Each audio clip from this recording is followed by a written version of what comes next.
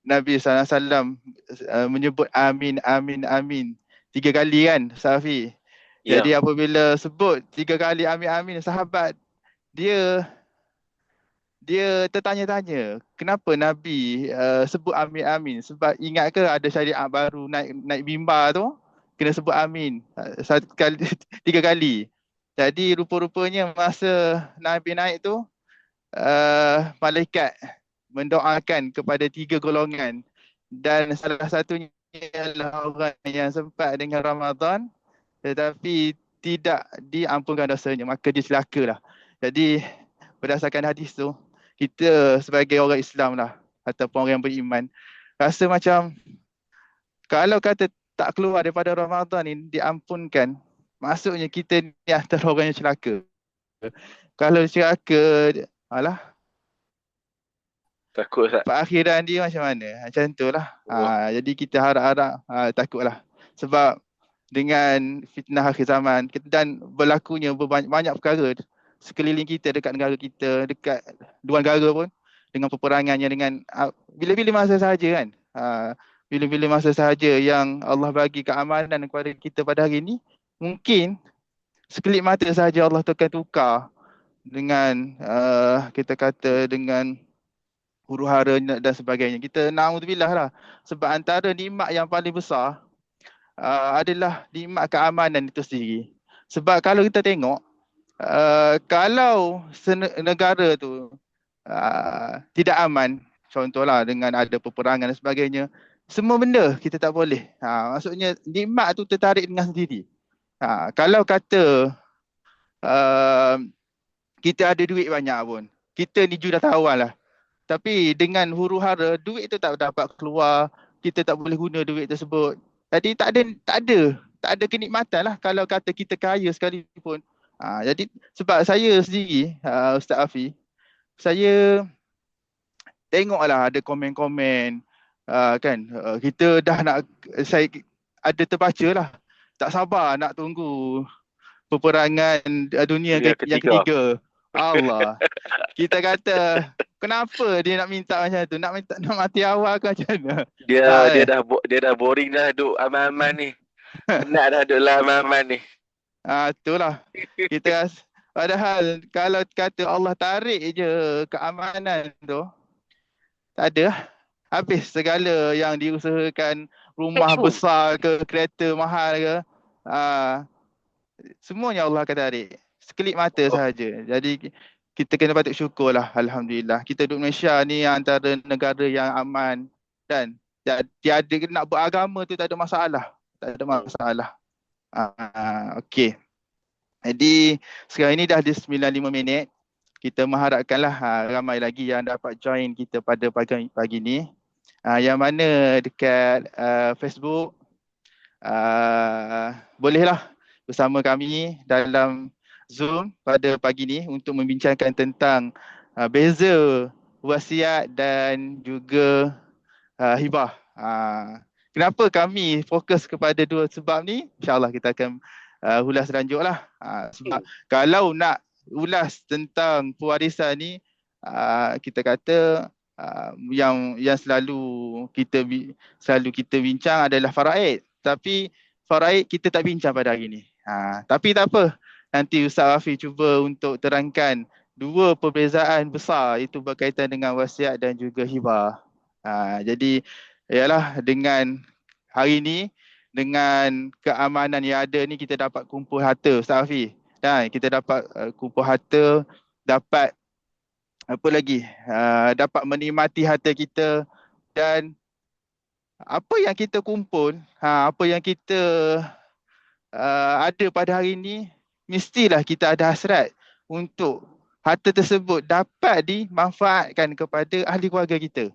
Ha, jadi uh, jadi benda tu perlu kepada satu pencerahan lah. Sebab dalam kita punya syariat, apabila berkaitan dengan pembindahan harta selepas daripada kita meninggal ni, kita ada dua besar lah, iaitu wasiat dengan faraid.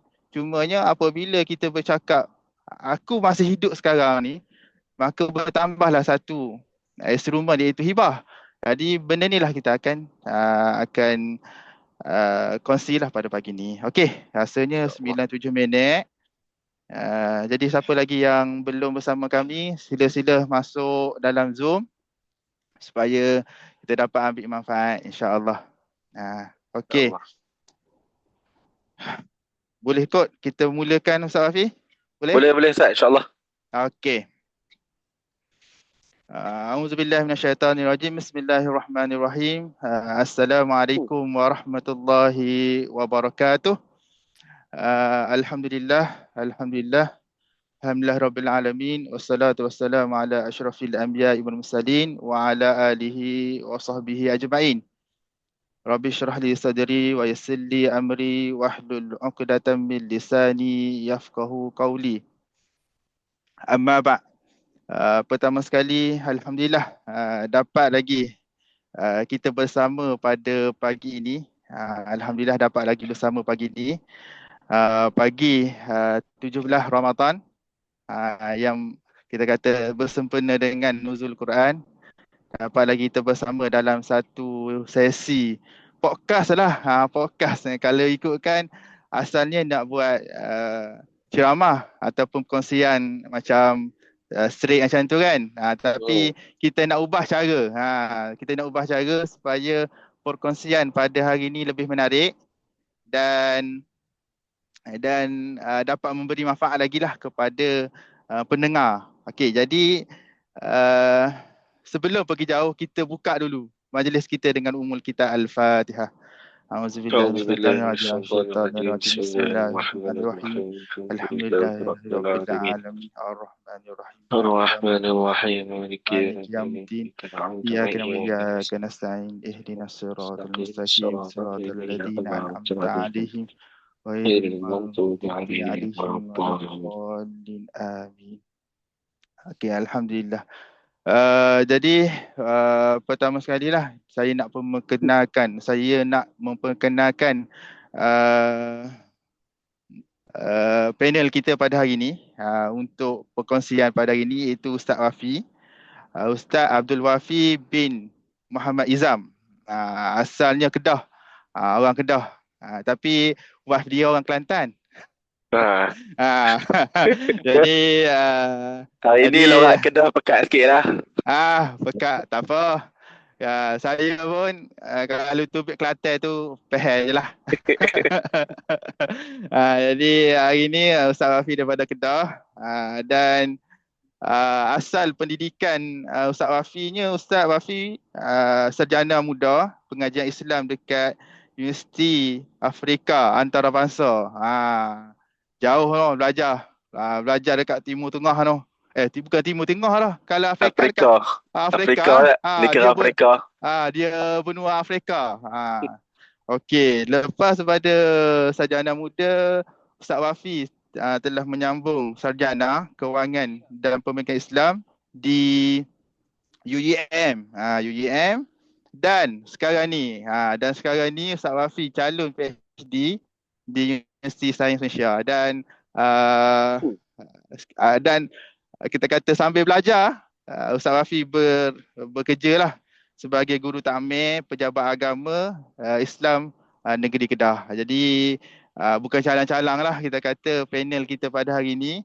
Dan saya sebenarnya dengan Ustaz Wafi ni kita sama adik-beradik lah. Bukan adik-beradik, adik-beradik keluarga, adik-beradik dari segi sama belajar. Saya dengan Ustaz Wafi ni sama perseguruan. Supervisor SV, sama SV dengan Dr. Fatihullah Hasni di Universiti Sains Malaysia. Jadi jadi dengan sama kita kata sama bidang, sama pemikiran apa semua, insya-Allah lah kita kata dapat berkongsi yang lebih dalam lah berkaitan dengan pewarisan Islam ni. Okey. InsyaAllah. Okey. Jadi hari ni Ustaz Wafi, tajuk kita hari ni Ustaz Wafi berkaitan dengan beza antara wasiat dengan hibah, dan kita nak relatekan dengan keluarga. Okey. Jadi bagi Ustaz Wafi lah, dengan dengan apa yang berlaku lah, yang berlaku konflik antara keluarga dekat Malaysia ni. Sebab saya pun sejujurnya saya ada buat kajian jugalah berkaitan dengan hibah. Jadi apabila kita tengok-tengok ni, memang dia ada kaitan sangat-sangat. Ada kaitan sangat-sangat. Jadi Ustaz Wafi boleh tak secara ringkas lah, secara ringkas menjelaskan berkaitan dengan wasiat dengan hibah. Cuma untuk pertama sekali ni Ustaz Wafi terangkan dulu berkaitan dengan apa itu wasiat supaya masyarakat di luar sana faham berkaitan wasiat itu sendiri. Okey. Tafadhal. Baik, Assalamualaikum warahmatullahi wabarakatuh. Terima kasih banyak kepada Tuan Moderator, Ustaz Hafiz kita. Guru saya juga banyak duk rujuk-rujuk dengan dia sebenarnya. Baik, berkaitan dengan apa yang diutarakan oleh Ustaz Hafiz tadi, iaitulah wasiat. Wasiat ni benda apa? Baik, sebelum saya nak masuk ke dalam perkara tersebut, uh, dalam muamalat ni sebenarnya masyarakat kita, dia kadang-kadang terkeliru dalam menggunakan istilah-istilah ataupun term-term yang ada dalam fiqh itu sendiri, terutamanya dalam muamalat itu, sehingga akan menyebabkan yang dia qasadkan benda lain, tetapi yang dia sebutkan adalah perkara-perkara yang lain. Kadang-kadang dia sebut kata nak zakat, padahal benda tu sedekah. Dia kata saya nak bagi zakat kat sekolah ni. Tapi sekolah tak masuk dalam sunnah. Kadang-kadang sebut nak sedekah, tetapi qasad dia adalah zakat. Sama lah juga dalam kita kata isu-isu berkaitan dengan pengurusan harta pusaka ni pun, kadang-kadang dia nak sebutkan benda tu sebagai, dia nak bagilah, nak bagi terus. Tapi dia guna term wasiat. Kadang-kadang nak wasiat guna term hibah, menyebabkan jadi celaru. Menyebabkan masalah dia jadi semakin rumit lah. Baik. So jadi berbalik kepada soalan Sa'afih tadi, iaitulah wasiat. Wasiat ni secara umumnya adalah pesanan daripada orang yang hidup untuk dilaksanakan selepas kematian. Yakni kematian orang yang berpesan tu lah.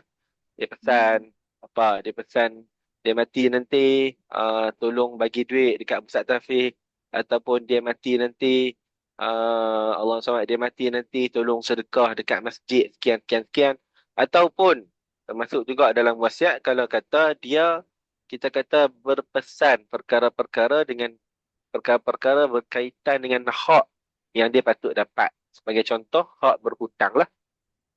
Yakni dia sebagai pemiutang, orang yang pernah memberikan hutang kepada orang lain. Jadi dia pesan ke anak-anak dia. Dia pesan, saya pernah jumpa lah satu kes. Seorang makcik, orang Sayyidina Muhammad, ada orang hutang dengan dia. Hutang 50,000 kat lah. Hutang 50,000 juga. Dan makcik tu, dia orang kaya lah. Dia orang kaya. Tapi orang kaya pun 50,000 tu besar lah nilai dia. 50,000 tu besar nilai dia. So jadi, dia sebut lah. Dia tanya, dia masa duk mengajak pasal wasiat tu. Jadi dia sebut, dia kata, saya macam ni lah Ustaz. Saya nak wasiat supaya kalau kata sampai saya mati, orang tu, yakni orang yang berhutang tu, dia tak mau bayar lagi hutang 50,000 tu, saya kira halal. Saya kira halal kat dia. Jadi tak? Dia tanya, jadi tak? Saya kata jadi. Jadi je. Itu juga adalah pesanan yang dia buat untuk dilaksanakan selepas kematian.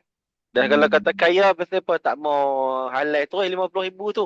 50,000 kot, 50,000. So jadi dia tunggulah. Dia tunggu. Kok lah orang tu bayar. Tak bayar 50 pun, bayar 25 pun banyak dah. Dia tunggu.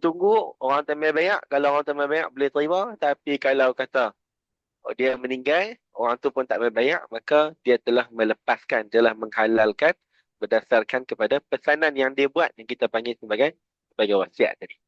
Itu dia tak. Okey, cantik. Alang-alang dah tubik cerita tadi, kan? Saya sebagai contoh lah, saya sebagai orang yang berhutang dengan, saya sebagai adik kepada orang yang berhutang tadi, contoh. Ataupun saya anak kepada orang yang berhutang tadi. Okey. Jadi kalau kata yang kita kata mak saya cakap okey, kalau 50,000 tadi, kalau sempat bayar, bayarlah. Tapi kalau mak meninggal dulu, uh, kira halal. Jadi disebabkan saya sekarang ni adalah status sebagai waris. Jadi Hmm. apa hukum dia, Ustaz? Ha. Okey. Saya sebenarnya melalui hal yang sama, Ustaz. Saya Oh melalui hal gitu. yang sama. Kami enam beradik, adalah orang yang berhutang dengan mak saya seorang tu. Jadi masa Ah. satu kali tu masa saya tak ingatlah cuti jadi pakat-pakat balik. Jadi masa tu duk sembang tu ceritalah pasal harta dan sebagainya. Jadi betul mak pun sebut lah, dia kata ni ada orang hutang duit bendang apa semua ni dia tak bayar, nilai sekian. Tu mak saya sebut, Hmm. dia kata tapi kalau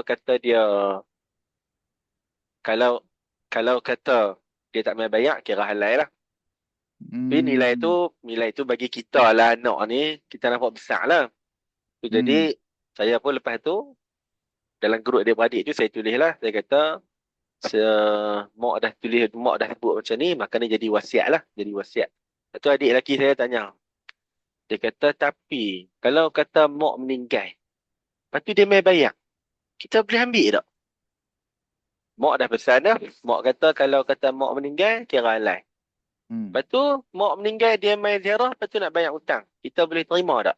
Maka kewajipan waris ketika tu adalah dia kena menjelaskan hal yang sebenar. Bagi tahu lah, kalau kalau dalam kes konteks saya tu saya kena bagi tahu dekat brother tu. Saya kata abang, hutang sekian-sekian tu maknanya mak pesan mak halaikan dah. Kalau kata mak Hmm. meninggal, mak pesan mak halaikan dah. Jadi ketika Hmm. tu di pihak dia, dia adalah orang yang sudah diibrakkan.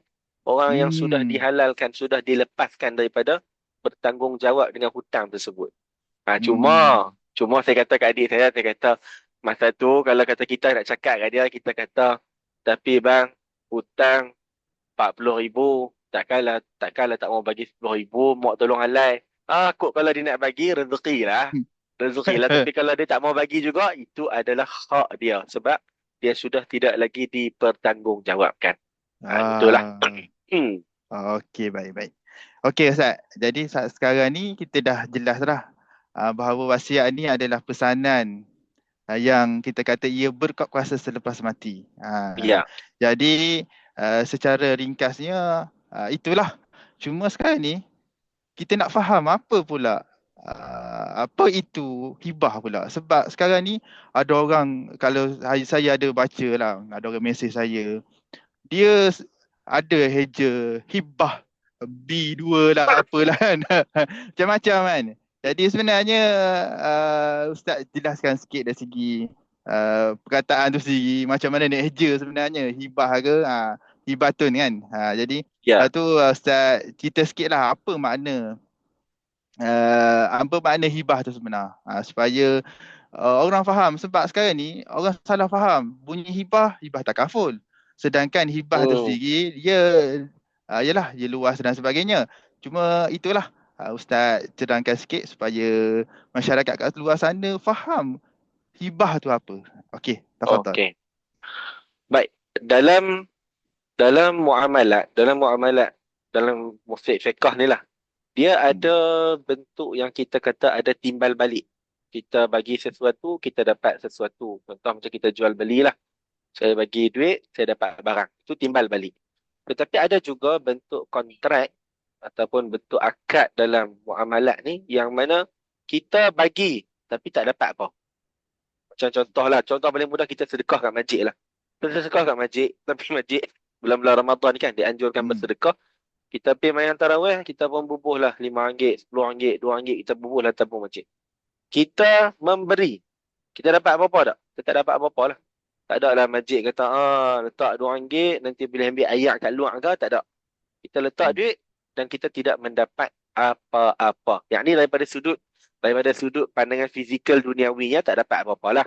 Baik. Hmm. So jadi hibah ni dia juga termasuk dalam akad yang kita kata satu hala. Akad satu hala. Yang ni si pemberi, orang yang menghibahkan, dia memberikan secara sukarela kepada seseorang yang lain pemberian itu dilakukan ketika hidup dan berkuat kuasa juga ketika hidup. Ini dia bagi, maka berlakulah kita kata pemindahan milik tanpa si pemberi itu mendapat sebarang balasan. Dia tak dapat apa. Dia bagi dan dia tidak mendapat apa-apa. Cuma hibah ni, di mana yang kita maklum lah. Di mana yang kita maklum, dan juga untuk makluman kepada para pendengar kita, hibah dia mesti ada qabat.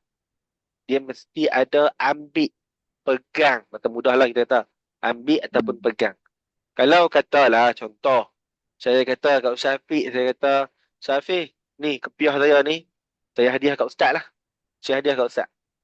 Lepas tu Ustaz Afiq kata, tak apalah, letak atas meja tu dulu. Letak atas meja tu dulu. Tak lagi saya ambil. Tak lagi saya ambil. Dia ambil lagi. Dia tak ambil lagi. Dia tak ambil lagi. Saya dah bagi dah.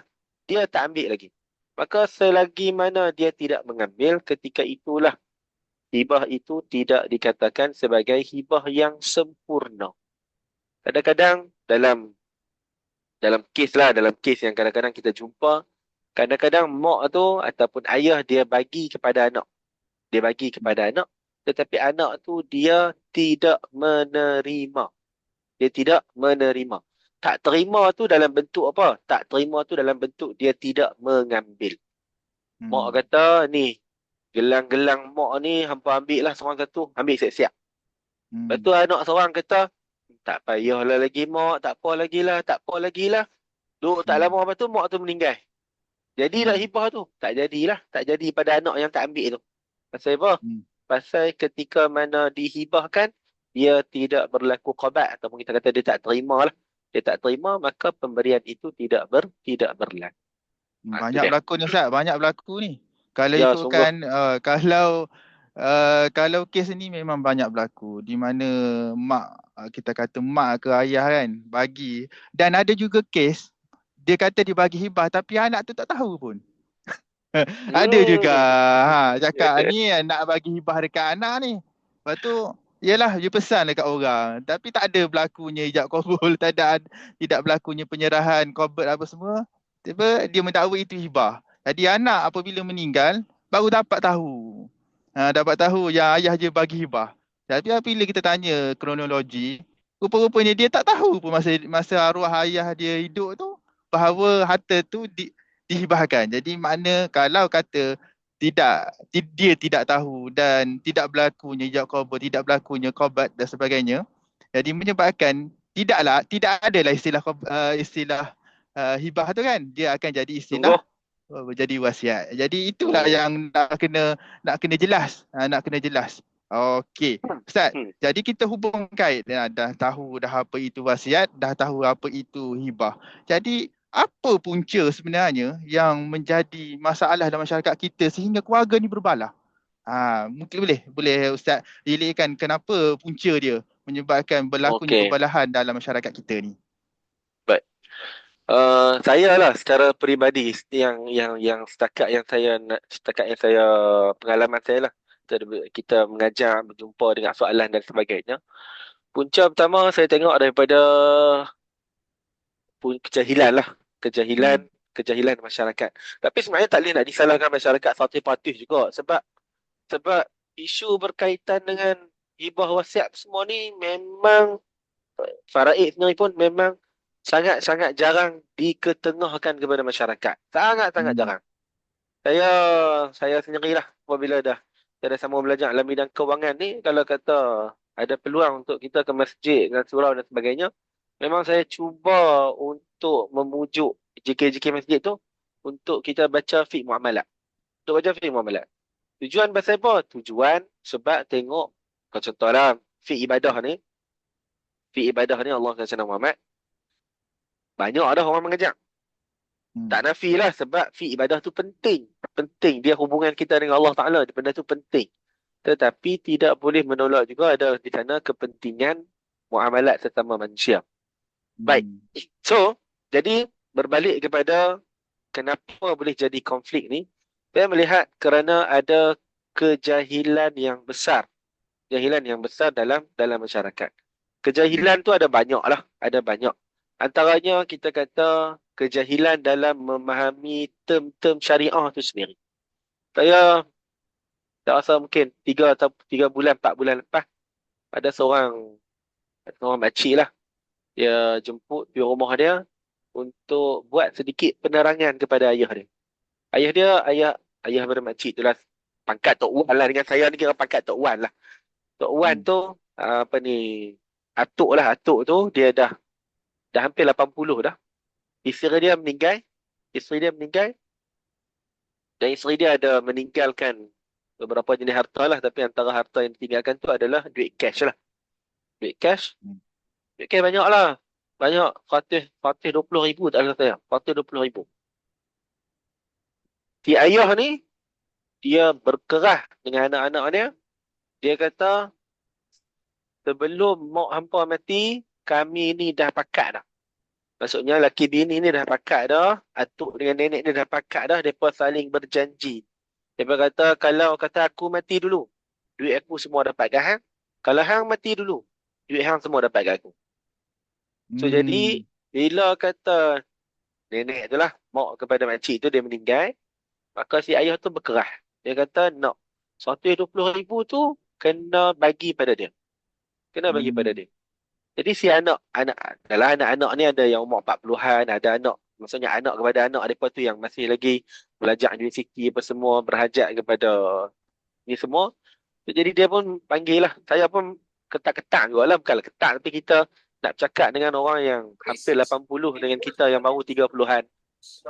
Alah, saya baru berapa tahun dia dah berkeluar dari BSP dah. So, pengalaman hidup dia tu banyak apa semua. Tapi Alhamdulillah lah.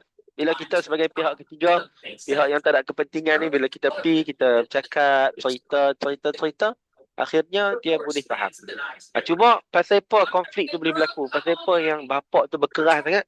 Pasal dia faham kata dia lelaki bini dah berwasiat dah. Masing-masing dah pas dah. Aku pas duit aku kat hang, hang pas duit hang kat aku kalau kata berlaku kematian. Maka tu antara kita kata kejahilan yang menyebabkan berlakunya konflik. Begitu juga antara konflik-konflik yang timbul juga adalah kerana kejahilan dalam memahami term-term ataupun istilah-istilah yang digunakan kita kata dalam undang-undang yang ada ni lah.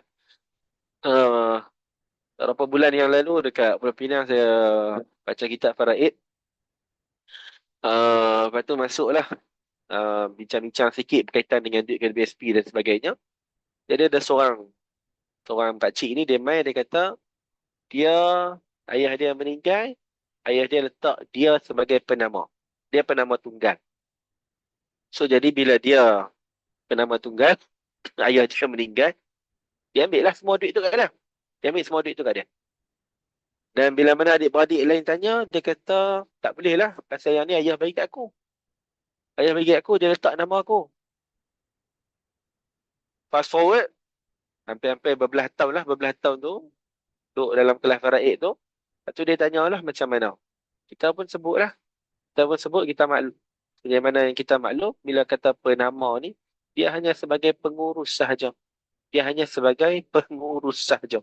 So, bila pengurus, maka harta tu, duit cash tu, dia kena bagi ikut faraid lah. Tapi cerita berbelah tahun dah. Habis dah duit tu pun.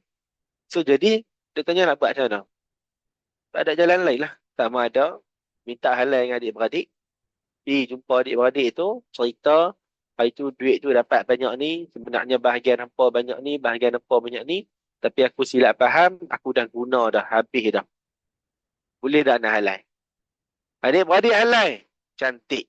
Lega banyak. Lega banyak. Tapi kalau kata adik-beradik tak halal, bukan tak halal lah. Tapi dia berkata, oh dia bahagian aku 40 ribu banyak. Hang ada berapa? Hang ada 15. Ada 15 bagilah 15. 25 lagi tak apalah halal lah. Tapi hak mana hang ada tu hang bagi. So jadi ketika tu, penyelesaian dia adalah dengan cara dia membayar lah. Dia membayar apa yang telah dia ambil secara salah. Dan sebenarnya punca yang pertamanya adalah kejahilan lah. Dan apa perkataan orang Arab kata apa? An-nasu a'da'u ma jahilu. Manusia ni dia bermusuh dengan benda-benda yang dia jahil, dengan benda-benda yang dia tak erti. Ada seorang audien Masa saya ceramah kat Citra, dia sebut, dia kata, saya tengok lah, dia kata faraid ni sebenarnya, dia sebenarnya lebih menyusahkan masyarakat. Dia lebih menyusahkan masyarakat. Saya pun dengar, oh tak apalah, dengar dulu. Dengar, oh tu dia cerita. Oh jadi rupa-rupanya pemahaman dia tu dibentuk daripada surrounding dia. Dia tengok, oh ada sepupu dia meninggal, anak tu tak dapat faraid. Faraid tu dapat dekat mak ayah yang orang yang meninggal tu. Dan macam ni, dia nampak kepada, dia kata benda tu, benda yang menyusahkan, benda yang memudaratkan. Maka, akhirnya, salah lah. Pemahaman tu menjadi pemahaman yang salah. Tapi terbentuk daripada yang pertama adalah kejahilan dia sendiri daripada memahami perihal berkaitan dengan term-term syariah ataupun perkara berkaitan dengan syariah itu sendiri. Itu so jadi ubat dia. Ubat dia yang pertama adalah masyarakat kita sendiri pula sekurang-kurangnya, paling basic adalah kita mengakui kita bukan ahli. Kita orang yang tak erti. Itu je. Yang pertama kali, dalam isu-isu berkaitan dengan dalam perkara-perkara yang kita tidak arif, kita kena akui kita tak erti. Perkara yang kedua kena buat adalah kita mengenal pasti siapa yang boleh kita rujuk. Kenal pasti. ah apa? Orang-orang yang, contohlah, orang-orang yang memang duduk dalam, kalau contoh dalam, kita kata masalah pengurusan harta ni, tanyalah orang yang financial planner ke, tanya orang yang terlibat dalam pewarisan harta dan sebagainya, kenal pasti orang-orang tersebut. Walaupun kita tak erti faraid, kita tak erti wasiat, tapi tak erti hibah apa semua, kurang-kurang kita ada orang yang boleh kita rujuk. Kurang-kurang ada orang yang boleh kita rujuk. Kita dengar-dengar kata, oh, mak kata dia nak wasiat pada anak dan lain-lain. Kita dengar, pergi tanya. Mak saya kata lagu ni, lagu mana? Macam mana? Sah ke tak sah? Kalau kata sah lagu mana, kalau tak sah lagu mana, nak buat apa? Kenal pasti orang yang boleh kita rujuk. Dan yang lebih baik adalah kalau kata kita sendiri yang mempelajari lah. Kita usahakan, kita peruntukkan sedikit masa untuk kita memahami apa yang dibawa oleh Nabi SAW yang diceritakan oleh fuqaha kita untuk kita membentuk kefahaman asas berkaitan dengan pengurusan harta itu sendiri. Dia punya poin utama dia adalah kita nak kena kerak dulu. Nak kena cantah kejahilan-kejahilan itu. Bila mana kejahilan tu tak ada, barulah perbuatan kita akan dipandu dengan ilmu. Nak cantah jahil tu dengan ilmu lah. So, kita boleh cantah dengan ilmu dan bila mana ada ilmu, ilmu tu lah yang jadi driver kita. Dia jadi pemandu kita. Tapi kalau ilmu tak ada, maka emosi lah jadi pemandu. Bila emosi jadi pemandu, dia tak dapat, dia bising, dia dapat sikit pun dia bising, dia dapat banyak pun akan jadi masalah juga. Kok mana pun akan jadi bermasalah. Tu tak? Apa yang Ustaz Wafi bagi tahu tu memang betul lah. Sebab kalau tengok sekarang lah, punca kita macam Ustaz Wafi cakap lah, punca dia tak boleh nak disalahkan kepada masyarakat juga. Sebab orang yang terlibat ataupun orang yang memberi pencerahan lah, da'i-da'i, ustaz-ustaz, tidak ramai sebenarnya. Serius, Ya. secara jujur lah, kalau selepas saya masuk dalam bidang ni, saya rasa macam kita antara orang yang yang agak rare. Sebab apa? Sebab tidak ada orang yang dalam satu kampung. Dalam satu contoh, kalau kata cakap bab ibadah apa semua, ramai je, tak ada masalah pun. Dalam kampung tu mungkin ada 2-3 orang ustaz. Tapi kalau kata bab faraid, bab wasiat apa semua, mungkin dalam satu, kita kata dalam satu kampung tu belum tentulah. Mungkin kita kata satu negeri pun boleh kira beberapa orang sahaja yang kita kata yang betul-betul arif tentang faraid, tentang wasiat, tentang hibah dan sebagainya. Jadi benda-benda ni memang tidak boleh salahkan kepada masyarakat, tapi kita menggalakkan lah. Kalau dengan sekarang ni kita menggalakkan, kalau di luar sana ustaz-ustaz ataupun para asatizah lah yang ada ada kecenderungan, ada, kita kata ada kemampuan untuk sampaikan dakwah ni, jomlah kita kata bersama bersama dengan tim kita orang untuk sama-sama menyebarkan apa panggil ilmu pewarisan dan untuk iklan sikit lah untuk pendengar-pendengar bahawa kami ni kalau kita kata bercakap tentang tim kami berdua ni di bawah Wasiat Shop. Jadi Hmm. Wasiat Shop ni kita salah satu syarikat amanah di Malaysia dan juga kita cubalah se, se semampu boleh lah untuk ajak ramai lagi di luar sana untuk berkecimpung dalam bidang ni. Dan hari ini ada kita kata penganjur adalah salah satu salah satu agensi Kausa Group dan spesifik dia uh, Kausa Global lah di bawah Puan Umi. Jadi terima kasih kepada Puan Umi kerana sudi menganjurkan apa kita kata uh, perkongsian pada hari ini. Okey, Ustaz Afiq.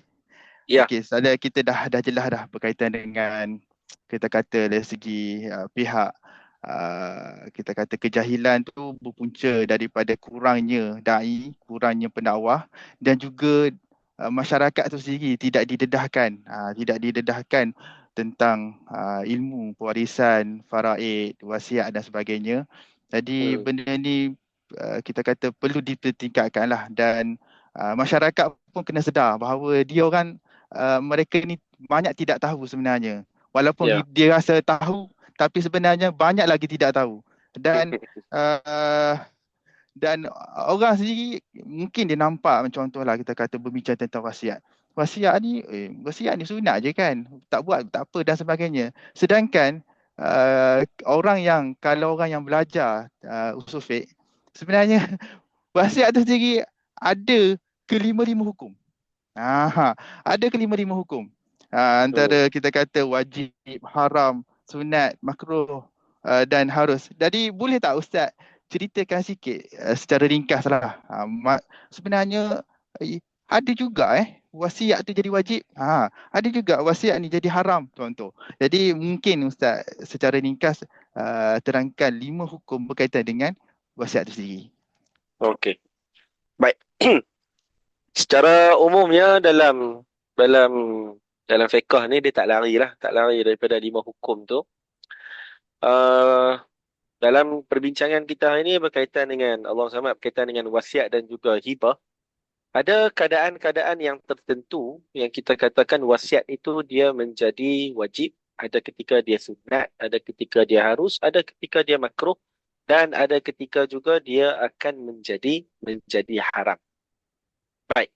So jadi umumlah secara umum secara ringkasnya wasiat itu menjadi wajib. Dia menjadi wajib apabila melibatkan perkara-perkara yang wajib. Sebagai contoh, kita berhutang, kewajipan kepada kita sebagai penghutang adalah kena bayar hutang. Wajib kita bayar hutang. Jadi, kalau kata hutang tu belum lagi sampai dia punya tamat tempoh, maksudnya kita berhutang, kita kata kat kawan kita, kita berhutang tu nak bayar bulan Disember. Lah ni baru bulan Mac. Wajib bayar lah ni. Tak wajib bayar lagi lah. Tak wajib bayar lagi. Cuma, untuk nak sampai bulan 12 tu, mati ke, tak mati ke, tak tahu lagi. Tak tahu lagi. Maka, kita pun bolehlah ketika tu kita berwasiat, bagi tahu pada isteri, bagi tahu kepada anak, ataupun kita buatlah catatan, buat rekod, kita buat dokumentasi. Saya berhutang dengan nama sekian dan sekian, nombor telefon dia banyak ni, berhutang banyak ni. Buat macam tu, itu hukumnya adalah wajib. Kita berwasiat untuk membayar hutang, itu adalah wajib kerana nak menunaikan perkara-perkara kewajipan. Kita nak menunaikan perkara-perkara kewajipan. Itu kita kata wasiat yang wajib. Wasiat yang sunat dan itu adalah hukum asalnya, walaupun dalam fiqh ni dibincangkan lah, ulama kata pada asalnya wasiat ni adalah diwajibkan. Pada asalnya wasiat ni diwajibkan. Namun apabila Allah Subhanahu Wa Taala menurunkan ayat perintah berkaitan dengan faraid, lalu dinasahkanlah hukum kewajipan berwasiat itu kepada hukum sunat. Tetapi saya nak orang kata apa? Saya nak luruskan balik pemikiran yang mengatakan wasiat ni sunat je. Dia bukan sunat je. Tak, dia bukan sunat je. Dalam hadis Nabi SAW, Nabi sebut, Nabi kata, man mata ala wasiyatin, mata ala sabilin wa sunnah. Nabi kata, siapa mati dalam keadaan dia buat wasiat. Dia mati, dia meninggalkan wasiat. Maka dia mati dalam keadaan berada di atas jalan yang benar dan berada di atas jalan sunnah, yakni jalan Nabi SAW. Bukan takat itu saja. Nabi sebut pula, wa mata ala tuqa wa syahadah. Dia mati dalam keadaan dia bertakwa. Dia mati dalam keadaan dia mendapat pahala syahid. 3 dah. Mati atas jalan sunnah, mati dalam ketakwaan, mati mendapat pahala syahid. Dan yang keempat, ni yang kita nak kali ni. Kita nak keluar Ramadan pun, macam Api sebut tadi. Kita masuk Ramadan pun kita nak dapat yang tu.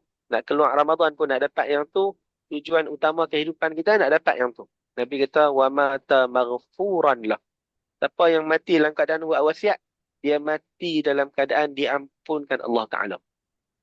So dia bukan sunat je. Tak. Dia memang sunat. Tetapi di sebalik sunat tu ada, kita kata, apa panggil apa? Fadilat-fadilat yang begitu besar. Dia kalau kata Nabi sebut satu je, Nabi kata diampunkan saja pun, yang tu pun cukup besar dah. Yang tu pun cukup besar dah. Tapi Nabi tambah lagi dengan perkara-perkara yang lain. Maka sebab tu, saya lah nak mengajak diri saya, nak mengajak hadirin hadirat yang ada, yang mendengar pada pagi ni, untuk sama-sama pada hari ini, kita berazam untuk buat wasiat. Kita buat wasiat. Buat wasiat dengan tujuan untuk kita mendapatkan apa yang Nabi SAW janjikan dari dalam hadis yang kita sebutkan tadi. Baik. Itu kita kata wasiat yang hukumnya adalah sunat. Dan di sana ada juga wasiat yang dihukumkan sebagai harus. Hukumnya harus. Cuma para ulama lah sebenarnya mereka ni berbeza pandangan lah. Sebab dalam mazhab kita, mazhab Syafi'i sebagai contoh, apabila sesuatu perkara tu hukumnya sunat, maka dia tak ada hukum harus lah. Dia tak ada hukum harus. Kalau kata macam solat lah, solat ataupun puasa. Solat dengan puasa tu, dia memang kok mana pun dia sunat. Dia boleh jatuh tangga makruh, dia boleh jatuh tangga haram. Sembahyang waktu yang dimakruhkan, ataupun puasa dengan cara yang puasa pada waktu makruh, puasa rehat saja, puasa hari Sabtu saja makruh. Dan boleh jadi juga kepada haram.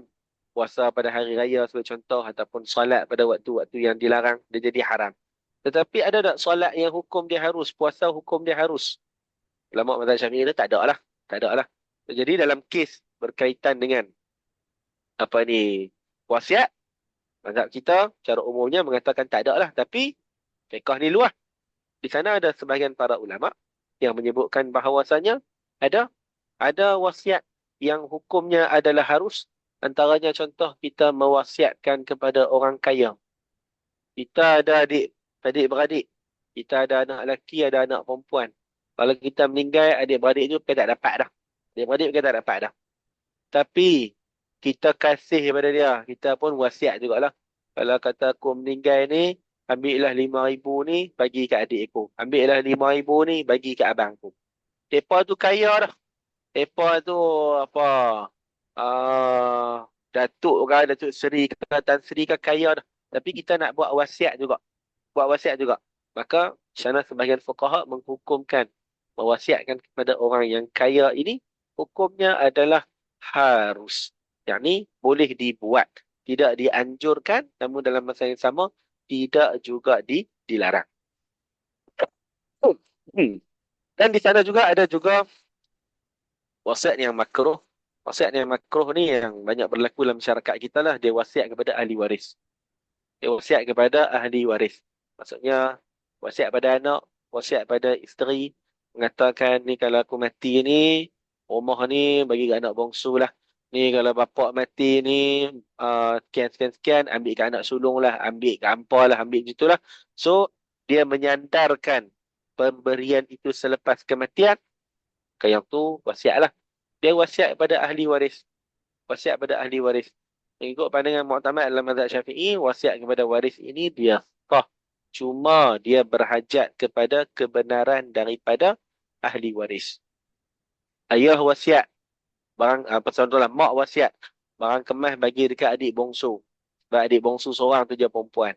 Maka bila mak meninggal, macam mana? Kena tanyalah adik-beradik yang lain. Kena tanya ahli waris yang lain. Ayah yang masih hidup, tanya. Setuju tak nak bagi? Lepas setuju, wasiat berjalan. Lepas tak setuju, maka wasiat itu tidak berjalan. Itu wasiat yang makruh. Dan di sana ada wasiat juga yang haram. Itulah wasiat yang memudaratkan. Wasiat yang memudaratkan waris. Harta tak banyak. Lepas tu pi wasiat 1/3. Akhirnya anak-anak ataupun isteri hidup dalam keadaan yang susah. Maka sebahagian para ulama' mengkategorikan wasiat itu sebagai wasiat yang haram. Kenapa haram? Seperti dia bawa kepada mudarat. Itu berkaitan dengan wasiat. Dan kita nak masuk pasal hibah ke Ustaz? Masuk terus. Pasal hibah. Boleh. Masuk terus. Baik. Okey. Kita pun bincang pasal hibah. Hibah kita sebut adalah pemberian yang kita berikan ketika hidup tanpa mendapat sebarang balasan. Maka sama jugalah. Hibah ni hukum asalnya adalah sunat. Sunat. Digalakkan untuk kita berhibah. Bahkan Nabi SAW, sebab hibah ni dia duduk dalam kategori sedekah juga kan. Maka di sana dalam mazhab Syafi'i, para ulama dalam mazhab Syafi'i menyebutkan bahawasanya sedekah ataupun hibah ni dia lebih afdal daripada wasiat. Di sana ada hadis Nabi SAW menyebutkan afdalus sadaqati. Afdal sedekah itu adalah kamu memberikan sesuatu wa anta sahihun syahihun. Dalam keadaan kamu bagi tu kamu tengah sihat, kamu tak sakit. Kalau nak merujuk di penghujung hadis tu Nabi sebutlah orang yang bagi ketika mana dia sakit. So dia bagi dalam keadaan dia sedang sihat. Dia bagi dalam keadaan dia tengah syahih, yakni dia tengah kedekut sangat. Dia bagi, Nabi kata itulah sedekah yang paling afdal. Sedekah yang paling baik. Pasal apa? Pasal dia bagi itu memang sukarela. Dia tengah sihat. Bahagian orang dia berwasiat bila nak dekat-dekat mati, dia nak wasiat. Pasal tu sebab apa? Pasal dia fikir, aku pun tak guna dah, harta ni nak bagi ada kegunaan ke akhirat pula lah. Tapi dah, Nabi kata, yang paling baik pemberian itu adalah ketika mana sedang sihat. Dan juga sedang syahih, yakni tengah duk kedekut sangat. Yakni ketika mana nafsu dia tak mau bagi. Maka dia lawan nafsu dia dengan dia bagi. Ketika tu dia mendapat pahala yang besar. Dan ulama' dalam mazhab Syafi'i kata itu adalah sedekah yang paling afdal. So, secara umumnya, hibah hukumnya adalah sunnah. Sunnah. Terkadang boleh menjadi wajib. Wajib apa dia? Kalau kata dia pi nazar. Dia nazar kan. Dia kata saya bernazar. Kalau kata anak saya berjaya dalam periksa, saya nak hibah ke adik-beradik saya seorang 1,000. Saya nak hibah adik-beradik saya seorang 1,000. Anak dia berjaya betul periksa. Ketika tu wajib dia hibah. Wajib bagi. Itu menjadi hibah yang wajib. Dan terkadang boleh menjadi makruh. Yakni kalau kata dia memberikan hibah, tetapi hibah itu ada meh-meh. Ada hampir-hampir kepada rasuah. Kepada rasuah. Dia minta, contohlah, dia pergi berurusan dekat pejabat, dengan pegawai kerajaan ke apakah, nak dapat tender. Buat, dah menang. Tender tu menang kat dia.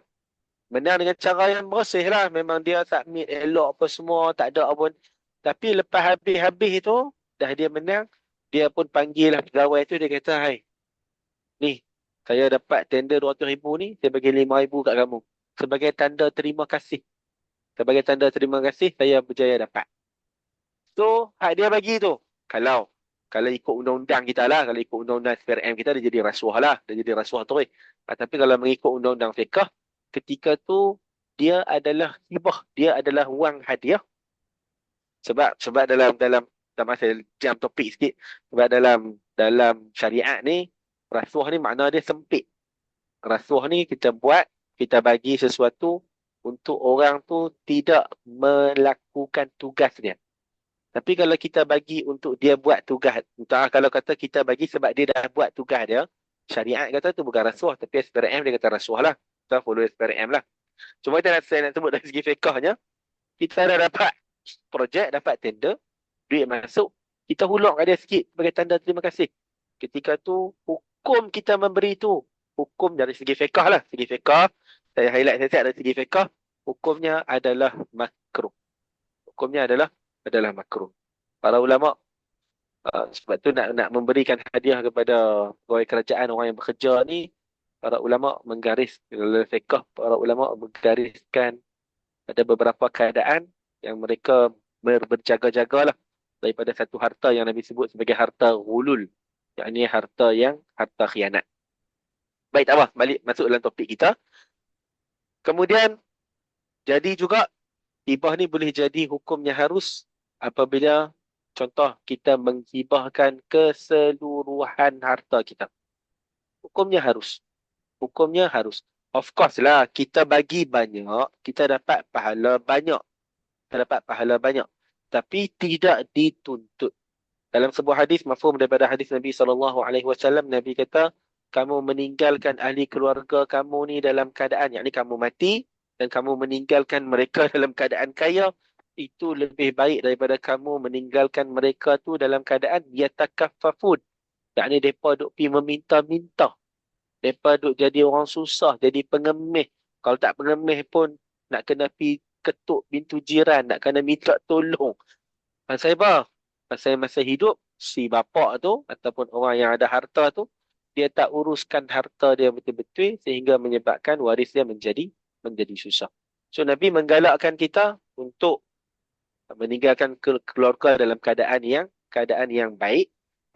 Cuma kita nak sebut dari segi hibah. Seperti mana yang pernah dilakukan oleh sahabat Nabi SAW, iaitu Sayyidina Abu Bakar. Dalam satu peperangan, dia main sedekah semua. Segala harta dia ada, bagi semua. Bagi semua. Nabi tanya kepada dia, tinggal apa? Tinggal apa? Dia kata, tak ada apa. Tinggal Allah dan Rasul saja. Untuk ahli keluarga, tinggal Allah dan Rasul saja. Hukumnya adalah harus. Tapi, itu level Sayyidina Abu Bakar lah. Level yang kalau kata tak ada duit pun dia tak mengeluh. Kita ni kalau gaji kena kerat pun, PKP tu kena kerat 20%, 30% pun. Oh, tu dia. Alamak, macam mana ni bulan ni? Hak tu 20-30%, hak kena kerat 50%. Kalau kita level kita tu, tu tak usah. Tak usah duk acah-acah lah orang tak usah duk acah-acah nak sedekah semua lah. Tu pada orang-orang yang ada, kita kata, pergantungan yang tinggi kepada Allah Subhanahu wa Ta'ala. Wallahu a'lam. Okey, jelas tak? Sebab ada juga yang bertanya kepada saya, dia kata nak sedekahkan ataupun nak hibahkan semua harta dia. Saya cakap, kalau kata semua hibah, lepas tu lepas ni nak pergi kerja, nak duduk rumah, semua tu dah jadi harta orang. Lepas tu saya cakap, bersedia ke nak buat semua tu? Contohlah, kalau kata memang dia dah sedia dan buat dengan syarat apa semua tu, itu lain cerita lah. Cumanya nak cakap, kalau kata hibah semua dah jadi hak orang tu, dia pun fikir, jadi hak orang Jadi jadi tanya pula, ada ke hutang? Hutang ada lagi. Jadi benda macam tu. Dia tak kira tak terfikirlah, maksudnya kalau kata dengan keadaan hutang ataupun tanggungan ada banyak lagi, hutang ada dan sebagainya, tiba-tiba nak hibahkan semua. Jadi kalau kata di saat kita meninggal dan kita tak ada harta dah. Betul tak, Zat? Tak ada harta dah, betul lah sekali nak bayar dengan apa? Itulah yang menjadi masalah. Jadi kalau kata betul-betul nak hibahkan semua, kena fikir banyak benda lah. Kena fikir kita mungkin akan menumpang harta orang pula. Jadi Kalau kata kita buat tu dah fikir banyak perkara lah, maksudnya dari segi banyak sudut, dan benda tu kita kata tidak ada masalah, okey je. Tapi secara logiknya tak logik lah kalau nak ibahkan semua. Macam tu. Betul? Takkanlah sampai pakai luar spender pun kita kata hak orang. Tak nak lah macam tu kan. Saya Ustaz, pengalaman peribadi saya dalam tahun 2 ni, Ah, saya duk jumpa orang yang saya lah, duk jumpa orang yang nak hibahkan harta semua ni, saya jumpa daripada kalangan orang yang bujang dan dia ada masalah dia beradik. oh. Dia bujang, dah pencen apa semua, tak tak nikah semua, tapi sebab ada isu dengan adik-beradik, so jadi dia tak mau. Dia bila main-main kelas dia kata, "Oh, nanti saya meninggal nanti adik-beradik saya lah dapat." Adik-beradik dapat. Kalau itu saya nak bagi kat orang lah. Bagi orang lah, saya ni ada isu dengan mereka, apa. Lepas tu kita pun dengar je lah. Ya, dia tanya solusi, dia tak tanya kita pun tak apa lah. Cuma dalam kelas-kelas selepas tu kita terangkan lah kan. Terangkan semua. Cuma saya rasa kat 3 orang dah saya jumpa. 3 orang jumpa. Nak hibah semua harta. Pasal itulah ada isu dengan ahli keluarga. Dalam masa yang sama dia juga tak ada. Bukan tak ada waris tapi dia tak ada anak lah. Dia tak ada anak.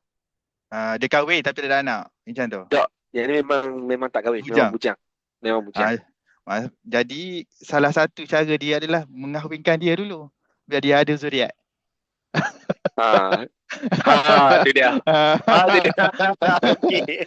Dia dah pencet Betul dah. lah. Dah mencet dah. Kenapa banyak lagi orang bujang-bujang kat luar sana. Okey lah. Okey, lari topik dah. Okey, sekarang ni kita dah tahu dah hukum apa semua kan. Jadi Ya. macam mana Ustaz? Kebanyakan ada orang ni dia tahu hukum. Hmm. Tapi tak buat. Tak buat. Jadi Hmm. boleh Ustaz terangkan sepatutnya kita kata tindakan daripada pemilik harta itu sendiri, apa yang dia perlu buat, sebab kadang-kadang masyarakat ini dia tak nampak kesan tu. Contoh Hmm. dia tak buat perancangan, tak buat wasiat, tak buat apa-apa yang berkaitan dengan harta dia. Dia sekadarlah hidup tu keluar pagi, balik petang, balik malam, kumpul harta. Dalam bank Hmm. beratus-ratus ribu, ada rumah sewa 2-3 biji, ada kereta 2-3 biji, tapi last sekali dia tak ada apa yang difikirkan. Maksudnya dia tak fikirkan apa yang akan berlaku sekiranya berlaku kematian. Jadi last sekali kita takut harta yang dia dimiliki tu jadi musibah kepada keluarga, ataupun dia sendiri tidak dapat manfaat. Kan kita Hmm. kalau kita meninggal, sekurang-kurangnya harta yang kita bagi kat orang ataupun harta yang diwariskan melalui faraid dan sebagainya, ada juga saham kepada kita sebagai orang yang mencari harta tersebut. Tapi kalau kata tahu hukum tapi tak buat, boleh Ustaz ceritakan mungkin sepanjang lebar lah tentang hal ni? Okey, baik. Dia secara asasnya kita daripada tak reti jadi reti, kemudian syariat dia tak dia tak suruh kita berhenti cakap reti saja, tapi dia suruh kita buat dalam perkara apa pula. Kita kata dalam perkara apa pun. Baik daripada kita kata perkara-perkara yang melibatkan pergerakan fizikal kita, ataupun perkara-perkara yang melibatkan kita kata pergerakan dalaman kita, yakni hati kita. Hmm. Tujuan daripada menuntut ilmu adalah untuk amal.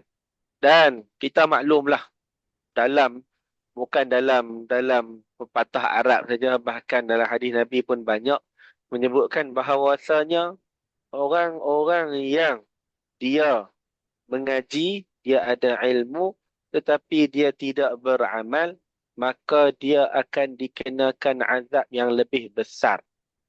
Dia mengaji, dia reti tapi dia tak amal ilmu dia, maka dia kalau kata perkara tu melibatkan perkara-perkara fardu ataupun perkara-perkara yang haram, maka akan menyebabkan dia diseksa oleh Allah Subhanahu wa taala. Dalam Matan Zubat lah, kitab mazhab Syafi'i menyebutkan bahawasanya wa alimun bi'ilmihi lam ya'malan mu'azzabun min qabli ubadil wasan. Orang-orang yang mengaji, orang-orang yang reti tapi dia tak beramal dengan ilmu dia, dia akan diazab dulu. Dia lebih awal diazab berbanding dengan orang-orang yang menyembah berhala, yakni orang-orang yang kafir, yang musyrik kepada Allah Subhanahu wa taala. So, besar besar tuntutan agama daripada orang yang reti, daripada tak reti dia jadi reti, agama tuntut, daripada reti dia buat, yang tu pun agama tuntut. Yang tu pun agama tuntut. Jadi dalam fenomena kita yang kita lihat dalam masyarakat pada hari ini, ada yang tahu sikit sebanyak berkaitan dengan wasiat, ada yang tahu berkaitan dengan hibah dan sebagainya. Yang pertama lah, tindakan pertama, dia kena sedar dia ada harta. Tu je. Yang pertama, dia kena sedar dia ada harta. Dia sebahagian orang ni, salah ustaz Safi berjumpa lah. Bila kita Ya, sembang bahas wasiat hibah ni, ataupun pasal faraid, saya rasa sebahagian besar masyarakat lah, dia akan respon dengan dia kata, saya bukan ada apa ustaz weh. Saya bukan ada apa. Tengok kat luar main dengan motor. Tengok kat luar main dengan kereta. Oh ada rumah dah sebiji. Oh ada duit dalam bank semua. Itu ada lah tu. Dia ada faham kata ada tu dengan makna kata ada-ada. Yakni berada. betul. Memang ada duit. Rumah 10 biji ke. Duit dalam bank 2-3 juta ke. Tak. Saya tak sebut pun. Dia macam tu lah. Dia sedar dulu. Kata dia orang yang ada harta.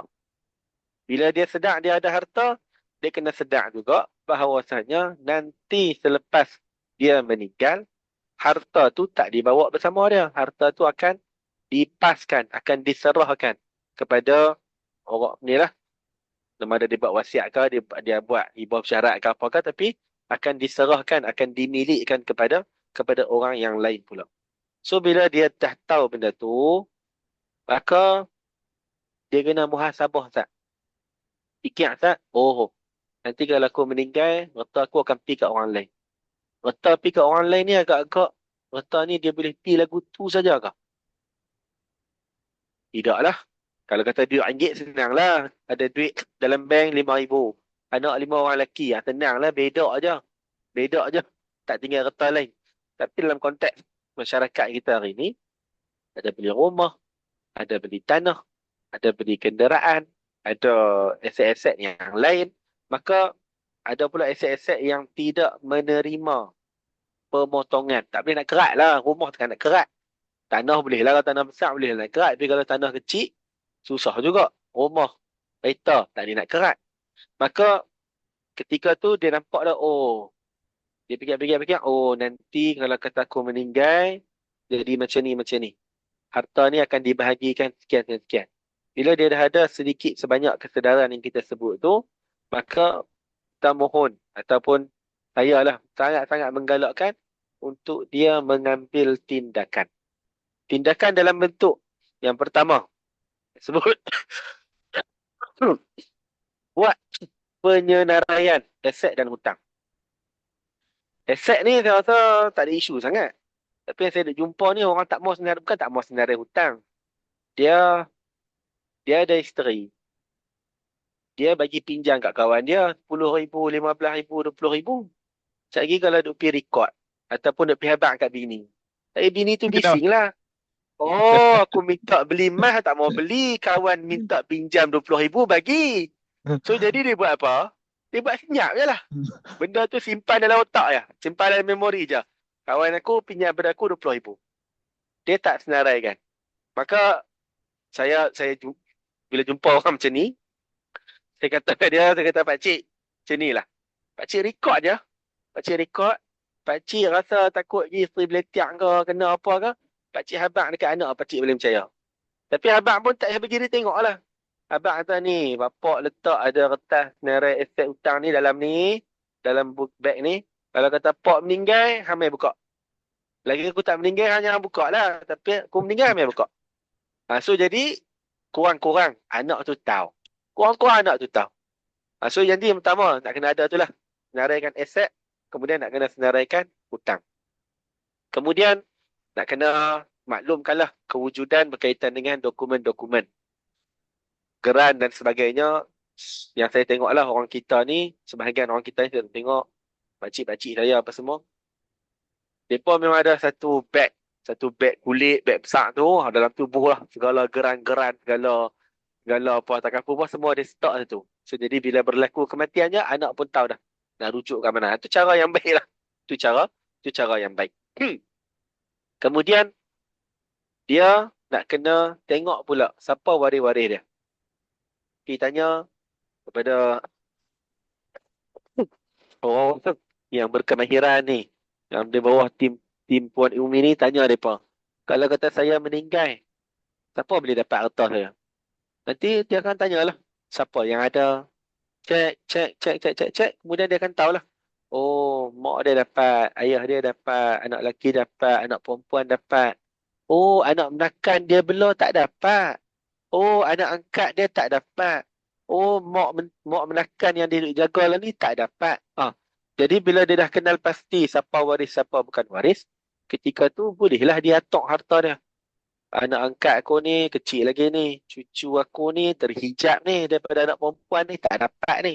So jadi dia atok lah. Sama ada dengan dia nak buat wasiat ke, sama ada dengan dia nak buat hibah ke, dia boleh atok selepas dia dapat mengenal pasti siapakah waris dia dan siapa yang bukan waris.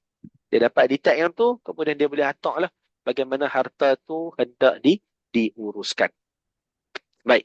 Dan kita minta juga untuk wasiat dan hibah, jangan buat mulut lah. Jangan buat mulut saja. Buat bagi proper supaya benda tu dia tidak menyusahkan orang kemudian.